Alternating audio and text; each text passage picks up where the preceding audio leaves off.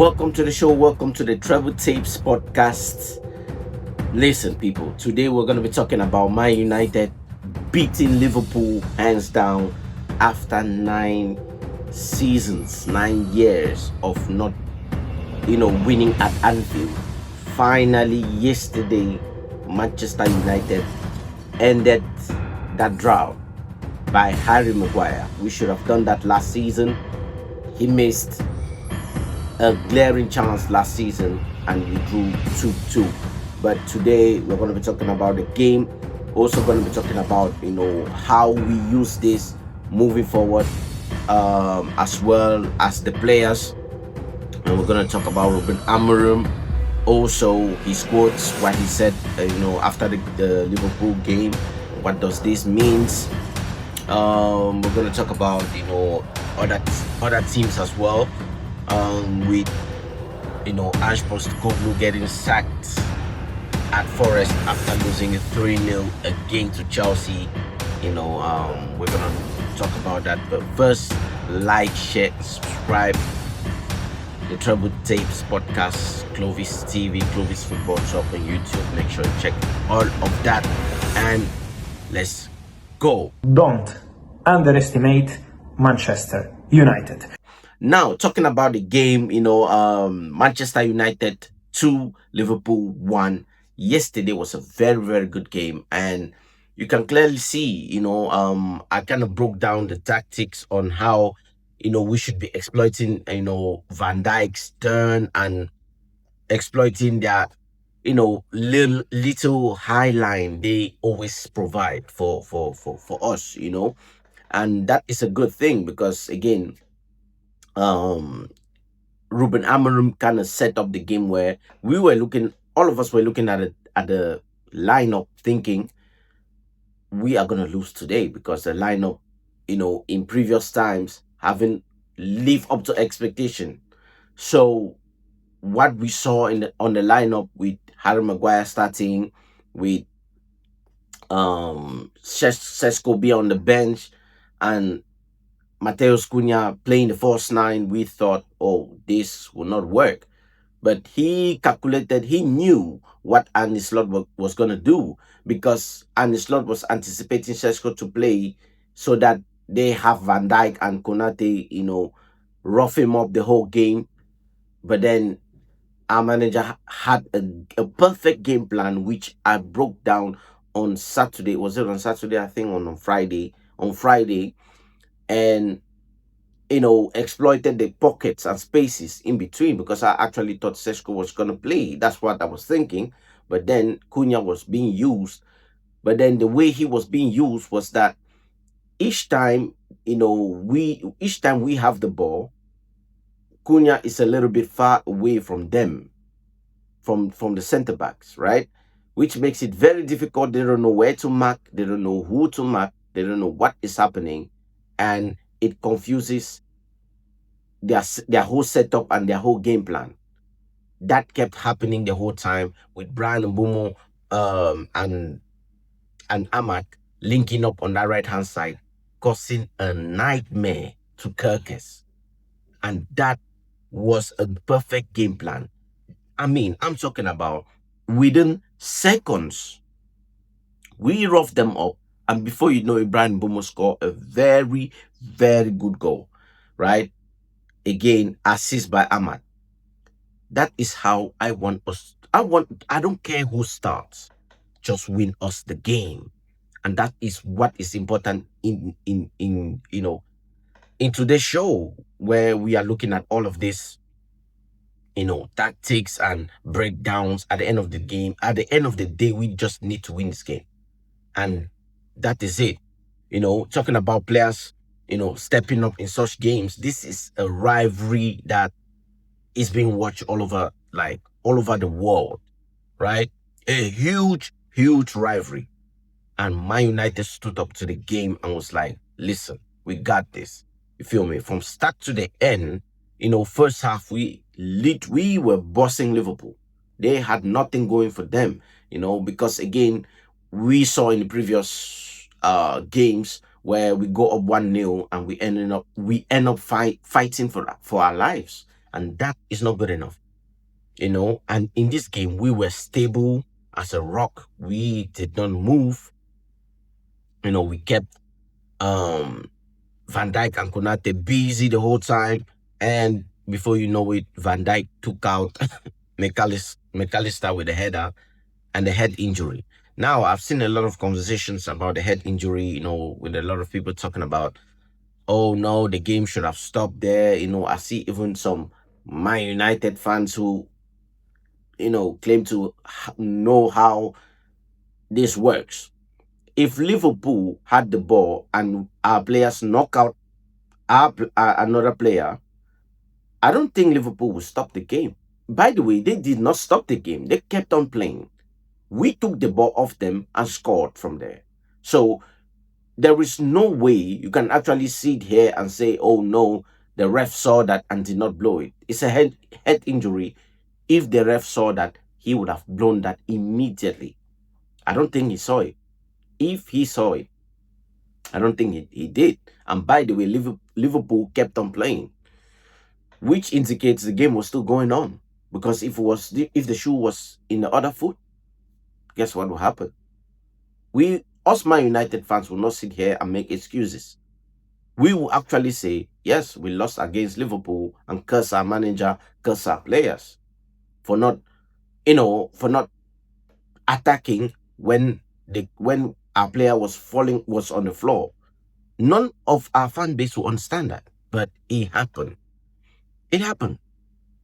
So again, any head injury, definitely the game should have stopped, but I don't think the referee saw that.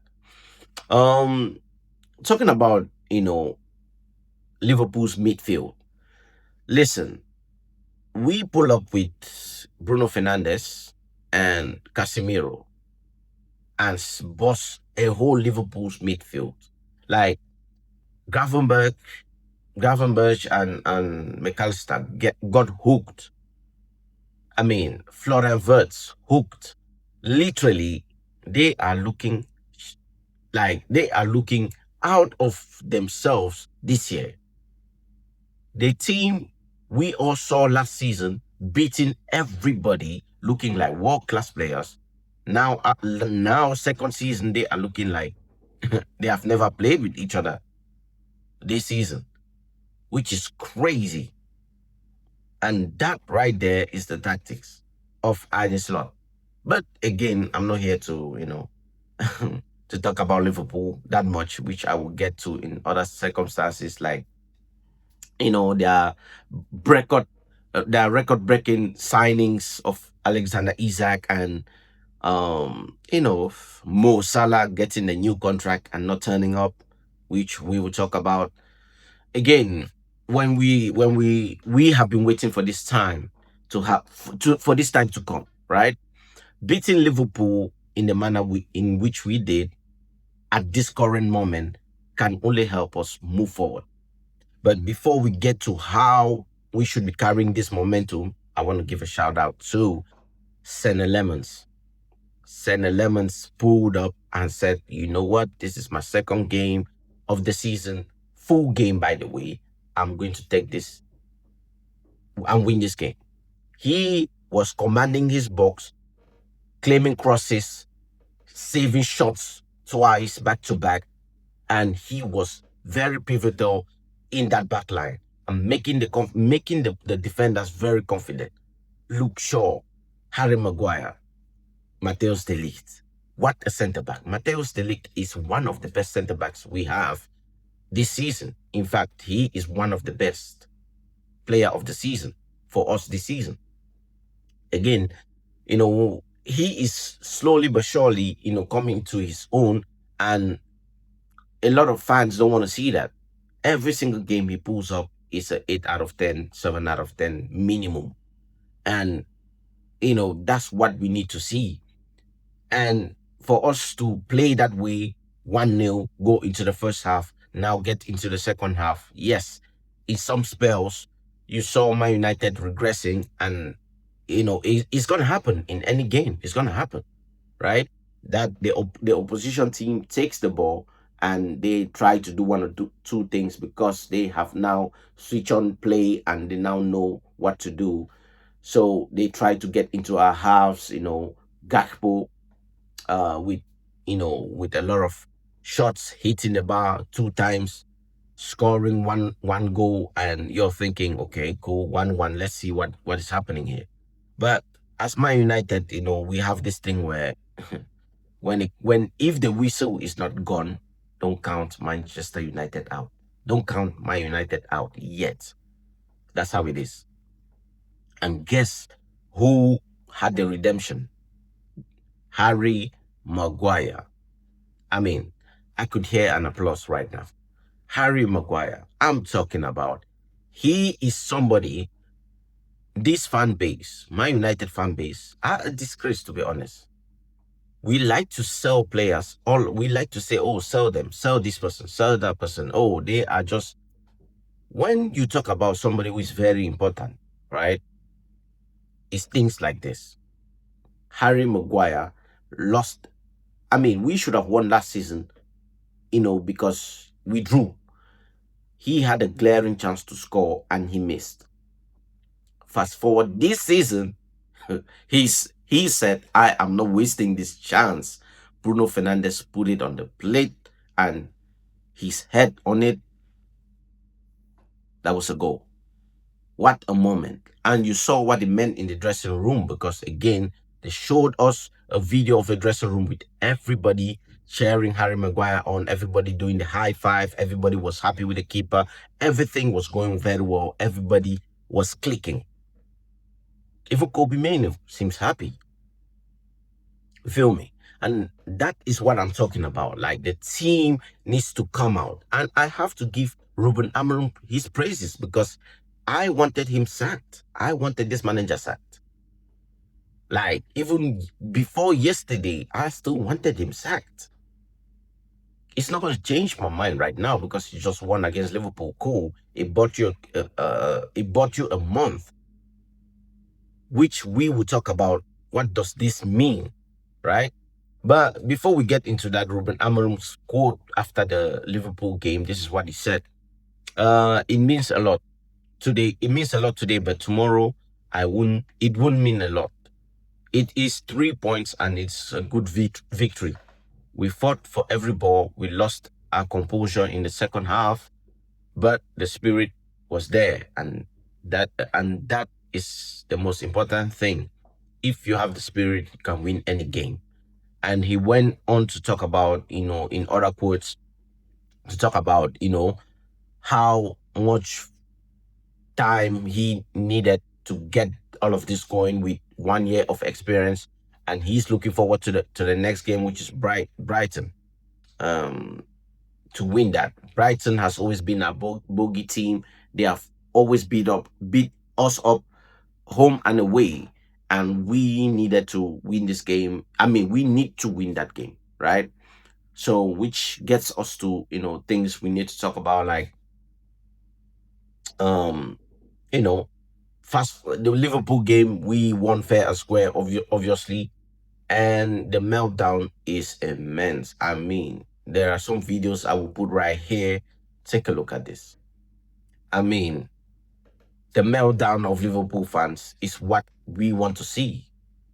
We want to see. We are ninth on the Premier League table, which we never would have saw that. We never would have seen what it means to just win a couple of games.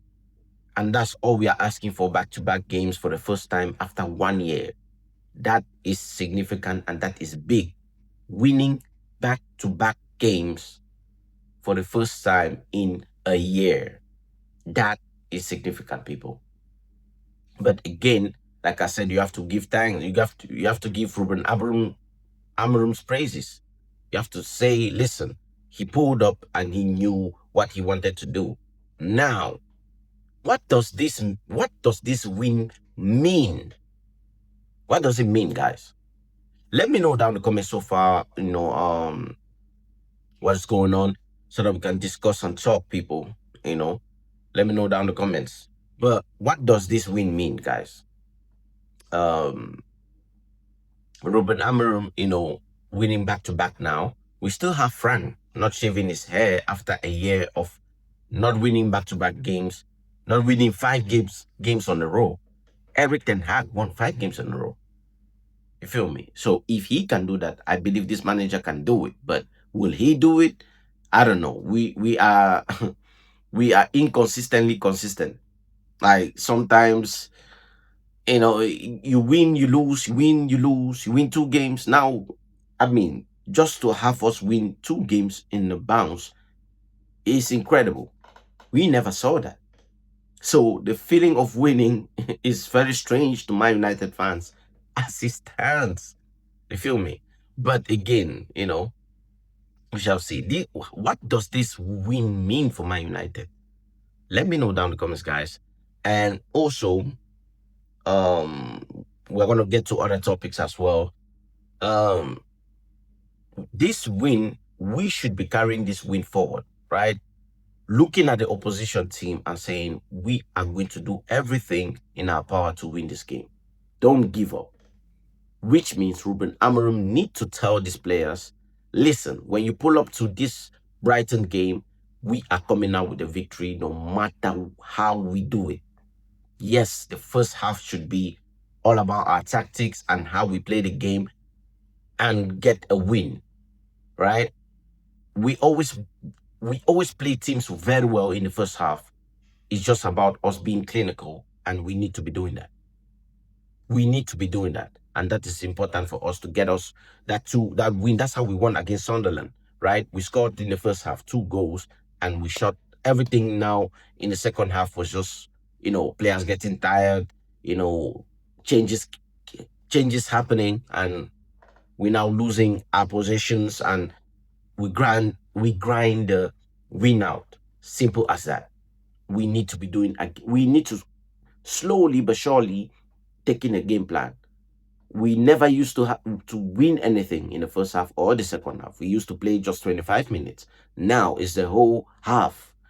I want to see us progress to now the other half, which is second half, continue to win the games till the whistle blows. And that right there is how you win games. Again, against Liverpool, Harry Maguire with the last minute goal, and that was it. We shut everything down. They had nothing going for them. Um, what does this win mean? Listen, we have to be, we have to use this. We have to go on a run here. The type of games coming up, we have to go on a run here. There's no other way for us to, not use this as a fuel for us to be like, what, we need to win back-to-back games, right? And at least from now, win three. If we just win our 3 games, one, we get Frank from United Strand to shave his hair, and two, we will be very, very high up there on the Premier League table, and which will breathe. Who knows what happens? Maybe Liverpool fall, continue to fall, like 007, continue to skyfall, or Manchester City make a mistake and slip up. Who knows what might happen? Just win proper games. Now, talking about, some Liverpool players, Alexander Isak, record signing, and we are sitting here with with Alexander Isak not scoring, looking out of his shell, the manager not really looking at the game plan and seeing what it is. Now, I saw a fan last week mention this, right? Said, if Liverpool are not careful, they will fail massively this season by continuously playing Alexander Isak to form while keeping it Ekitike, one of their best players, their best signings, on the bench. Now, what the manager needs to do is play Ekitike instead of Alexander Isak. But the problem is, if Isak is on the bench for a couple of games, questions will be asked of why their record signing is not on the pitch.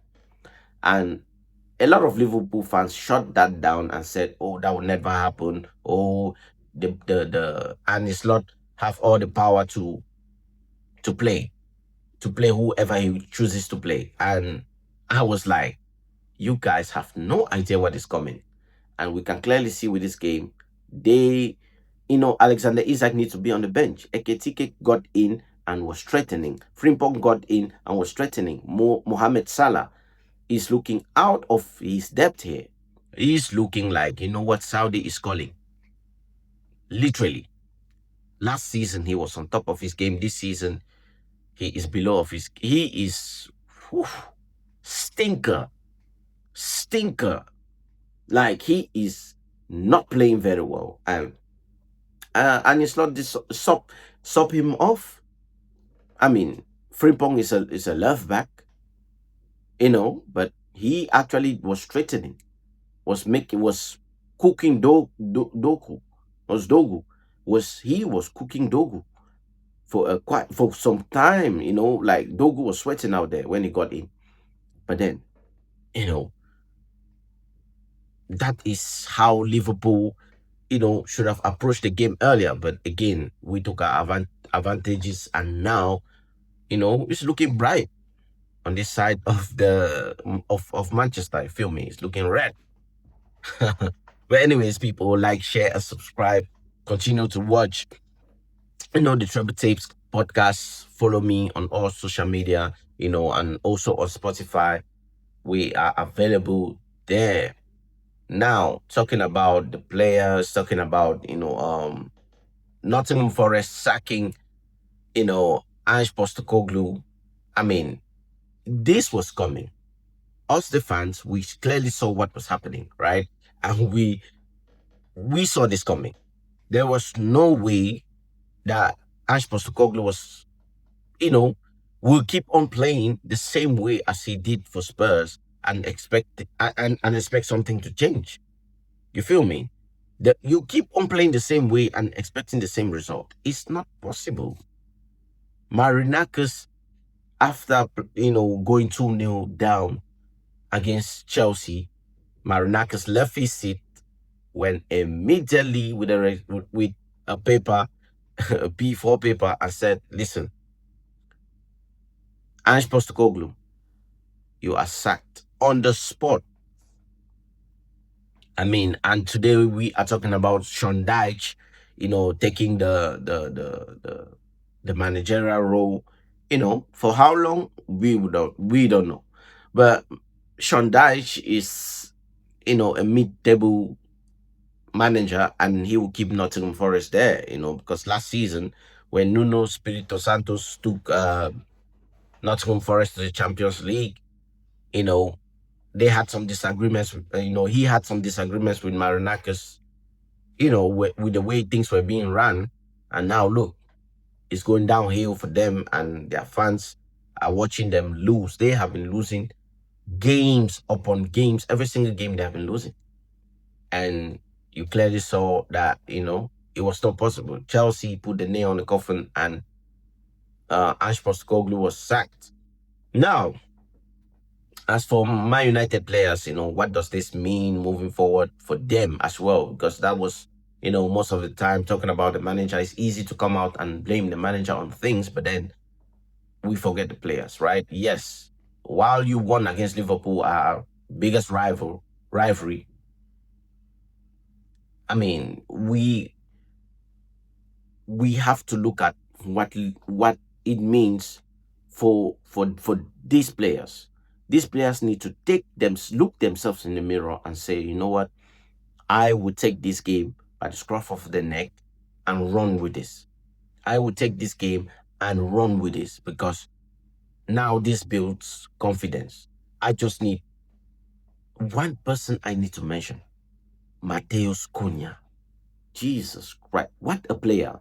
What a player! He is very good for us, and the way the ball is sticking to him, dribbles, passes, and he keeps the play moving. And that is the reason why Van Dijk and Konate had a tough time playing, with Mateus Cunha, because sometimes he would drift to the left end and receive the ball from there. They did not know what to do with him, and that is it. He kept dribbling, kept playing. He did everything right, perfect.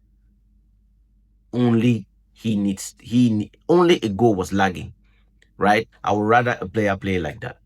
Yes, the goal will come. He will score goals. But you can clearly see the impact he has between the impact he is bringing to the team with Brian and Bomo linking up. Now with Ahmad having that chemistry. Very, very important. That's one thing I was praying for these players to have. Chemistry. They never had that. The whole 1 year they started playing under Ruben Amorim.